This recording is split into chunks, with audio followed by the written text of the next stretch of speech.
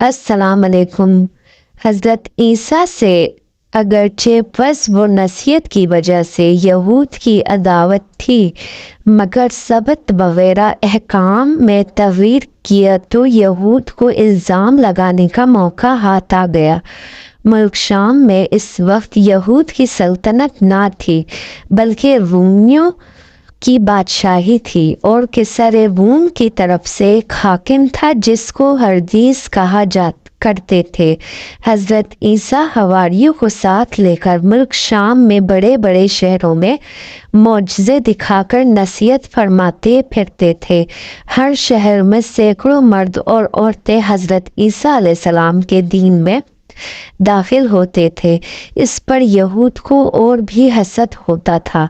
जब यहूद की दुश्मनी बढ़ गई और वो हज़रत ईसा अलैहिस्सलाम के कत्ल का मौका तलाश करने लगे, तो हज़रत ईसा अलैहिस्सलाम दिन को शहर यरूशलेम यानी बैतुल मुक़द्दस में आकर हैकल में यानी मस्जिद अक्सा में नसीहत करते थे और अपने हवारियों और तमाम बनी इसराइल में ऐलान करते कि दीन ईसवी पर कायम रहना, और नबी आखिर ज़मान भी मेरे बाद आने वाला है, इसकी पैरवी ज़रूर करना। इस बात की बड़ी ताकीद फरमाते। हज़रत ईसा अलैहिस्सलाम ने बनी इसराइल में खुतबा दिया, जिसमें फरमाया कि तौरात में मेरी खुशखबरी दी गई थी, और अब मैं अपने बाद आने वाले रसूल की खुशखबरी सुनाता हूँ, जो नबी उम्मी अरबी मक्की अहमद मुज्तबा हज़रत मोहम्मद मुस्तफ़ा सल्लल्लाहु अलैहि वसल्लम जो खातमुल अन्बिया होंगे। आपके बाद ना कोई नबी आएगा, ना कोई रसूल, रिसालत आप पर ख़त्म हो गई।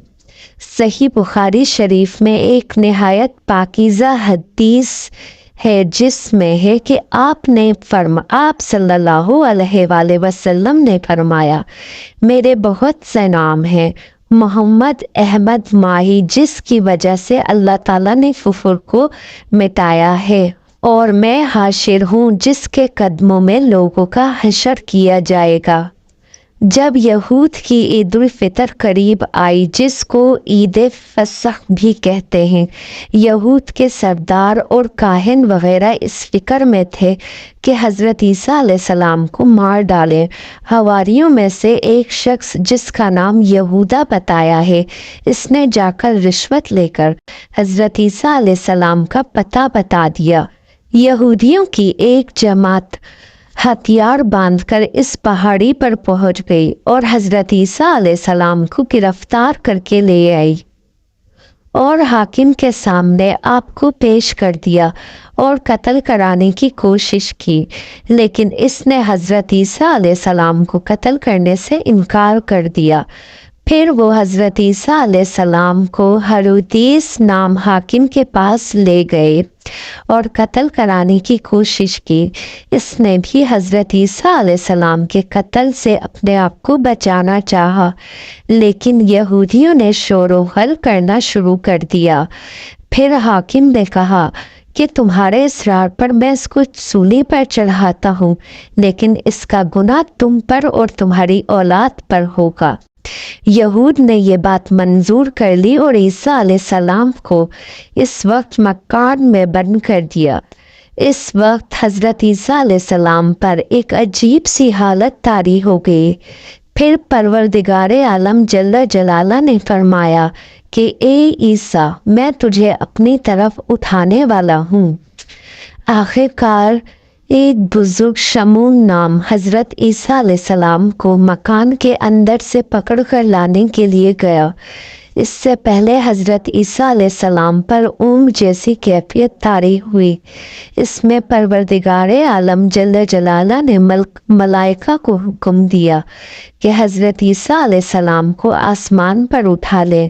वो शख्स शमून अंदर गया اور حضرت عیسیٰ علیہ السلام کو اس نے بہت ڈھونڈا مگر آپ اس ملعون کو نہ ملے۔ آخر مایوس ہو کر جب وہ باہر نکلنے لگا تو اللہ تعالیٰ نے اس کو حضرت عیسیٰ علیہ السلام کی صورت میں کر دیا۔ لوگوں نے پکڑ لیا، وہ شور مچاتا رہا کہ میں شمعون ہوں، مجھے چھوڑ دو، میں تمہارا ہی آدمی ہوں۔ حضرت عیسیٰ علیہ السلام کو پکڑ کر اندر سے لانے کے لیے گیا تھا۔ بہرحال وہ بہت فریاد وزاری کرتا رہا مگر لوگ اس کو جبراً پکڑ کر شہر سے باہر لے گئے اور سولی پر چڑھا دیا۔ پھر کافی دیر کے بعد لوگوں نے معلوم کیا کہ ہمارا اپنا بزرگ کہاں گیا جو حضرت عیسیٰ علیہ السلام کو پکڑنے کے لیے گیا تھا۔ اگر یہ حضرت عیسیٰ علیہ السلام ہیں تو ہمارا بزرگ کہاں ہے؟ وہ ہمیشہ شک میں ہی رہے۔ حضرت عیسیٰ علیہ السلام آسمان پر فرشتوں کی طرح ہیں۔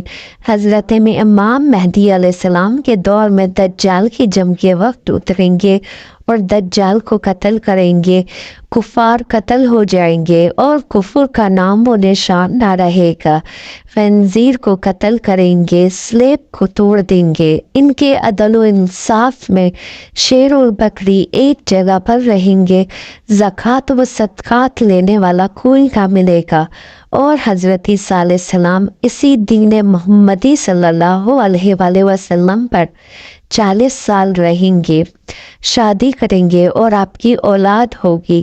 یاجوج و ماجوج ان کے دور میں نکلیں گے۔